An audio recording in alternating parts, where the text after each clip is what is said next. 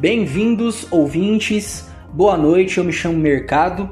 Hoje vou estar falando para vocês sobre um assunto extremamente importante e interessante que mudou a vida de vários brasileiros, principalmente no final dos anos 90 e até os dias de hoje. E que neste ano de 2024 vai estar completando 30 anos, que foi a criação do Plano Real, que foi algo que mudou a economia de nosso país, que marcou a economia brasileira. Eu vou estar apresentando o contexto histórico, o do porquê este plano foi criado, o porquê que ele foi necessário, e é um quadro que estamos criando, que vai ser um momento história, ou seja, a gente vai estar falando sobre alguns temas econômicos que impactaram a história, seja do mundo ou de nosso país. Então, apertem os cintos e sejam bem-vindos a esta jornada de história e economia.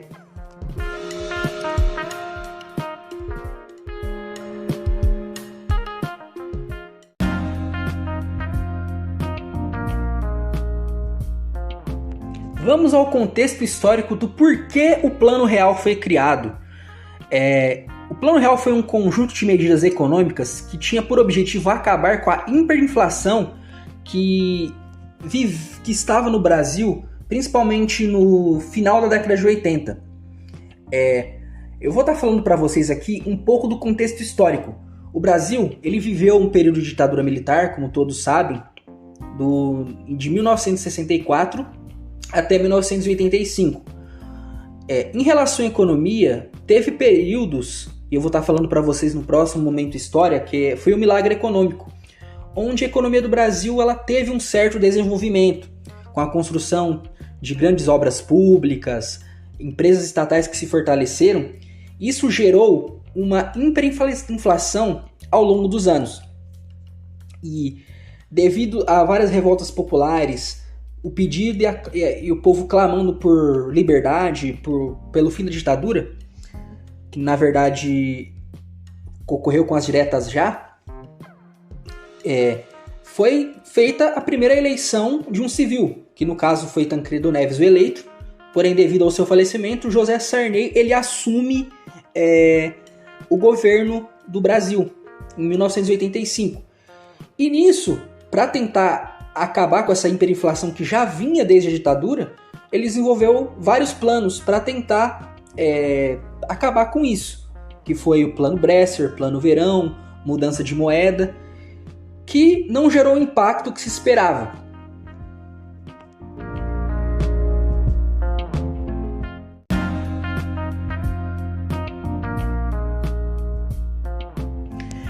E após o governo Sarney, Fernando Collor de Mello, um personagem muito conhecido da nossa política, ele foi eleito presidente em 1989, então depois de muitos anos onde o brasileiro não pôde escolher o seu presidente, em 1989 ele escolheu pela primeira vez em votação o seu presidente, e nisso Fernando Collor de Mello foi eleito presidente da República, vencendo, inclusive, o atual presidente Luiz Inácio Lula da Silva.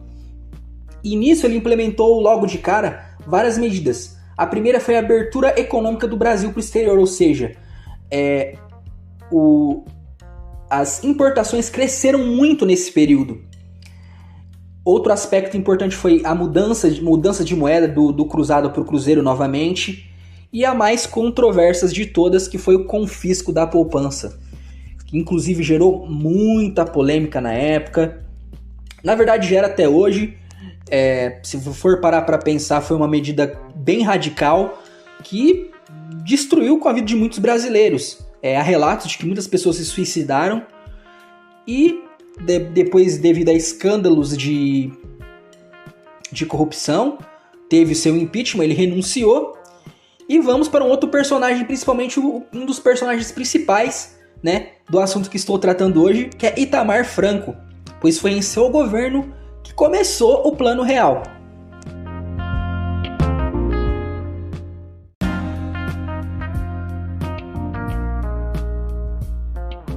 E porque é muito importante falar em Itamar Franco. Itamar Franco, ele assumiu o Brasil em 1992 após a renúncia de Fernando Collor de Mello e tinha como um dos ministros o sociólogo Fernando Henrique Cardoso. O famoso FHC, um dos protagonistas deste plano que mudou a vida de milhões de brasileiros. E através de Fernando Henrique foram chamados vários especialistas, vários economistas, que eles desenvolveram, né, este plano real, que foi algo que mudou a economia brasileira, principalmente de ser um plano que tinha vários processos, várias etapas, né? E ele foi implementado em 3 principais etapas que foram cuidadosamente planejadas e executadas para garantir uma certa credibilidade e também uma sustentabilidade. Então, assim, foi um plano que foi bem trabalhado, bem planejado e bem executado por aqueles que o desenvolveram. Inclusive, Fernando Henrique Cardoso ele foi eleito presidente 2 vezes, como todos sabem aqui, muito por conta do sucesso do Plano Real. Inclusive outras pessoas que faziam parte, por exemplo, Pedro Malan, foi seu ministro da Fazenda nos seus 2 governos. E logo a mais eu vou estar falando sobre essas 3 etapas e o porquê foi tão impactante essa reforma, neste plano, na verdade.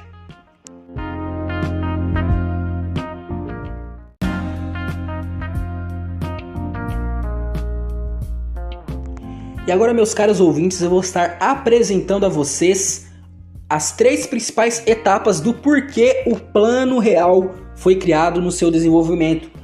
Uma etapa importante, que é a primeira, obviamente, foi a criação da URV, que era uma moeda, digamos, virtual, que ela serviu como referência para preços e salários. Ou seja, o RV, diariamente ele estava de acordo com a inflação, o que permitia que as pessoas se acostumassem com essa moeda estável, ou seja, ela estava de acordo com a inflação. E ao mesmo tempo também ela estava equiparada ao dólar, algo que foi feito quando o real foi lançado de fato, substituindo o Cruzeiro Real e também o RV. A data para a criação do Plano Real, que neste ano de 2024 completa 30 anos, foi no dia 1º de julho. A taxa de câmbio ela foi fixada e indexada de R$1 para $1. O porquê que foi feita essa indexação? Porque, lógico, o dólar é uma moeda padrão internacionalmente. Isso fez com que atraísse investimentos estrangeiros para cá, fazendo com que a economia brasileira ela criasse certa credibilidade e respeito. E confiança também, principalmente. Às vezes a gente vê no jornal quando fala do Risco Brasil, quando fala da questão dos investimentos, bolsa de valores, da questão da cotação. Foi através disso que o Plano Real ele deu essa credibilidade e fez com que a inflação, que era de mais de 1000%, reduzisse drasticamente de 20%. A terceira etapa, na verdade, foi a adoção de ajustes fiscais, que visavam redução do déficit público. Uma das importantes vitórias que o governo Fernando Henrique Cardoso ele fez, um dos legados, foi a LRF, que é a Lei de Responsabilidade Fiscal. Ou seja, todos os governos, desde o âmbito federal até o municipal, ele tem um limite de gastos. Ele tem um orçamento a cumprir, ele não pode ultrapassar o orçamento, gerando, dependendo do caso do governante, ele pode até ser impeachmentado, ou seja, gera perda de cargo. E também gerou certos cortes de subsídios e privatizações de empresas. Uma das principais privatizações foi a do Vale do Rio Doce, que hoje é conhecida como Vale. Empresas públicas a gente conheceu do estado, como a Telesp, que virou Telefônica. Ou seja, o mercado ele criou uma certa estabilidade com o Plano Real. E nisso, aquela inflação que era absurda e que era de mais de 1000%, ela se reduziu. Logo adiante eu vou estar passando um dado dos resultados do Plano Real. Tá gostando desse podcast? Então, ainda continue sentado, continue ligadinho com a gente, porque ainda tem várias informações legais vindo por aí.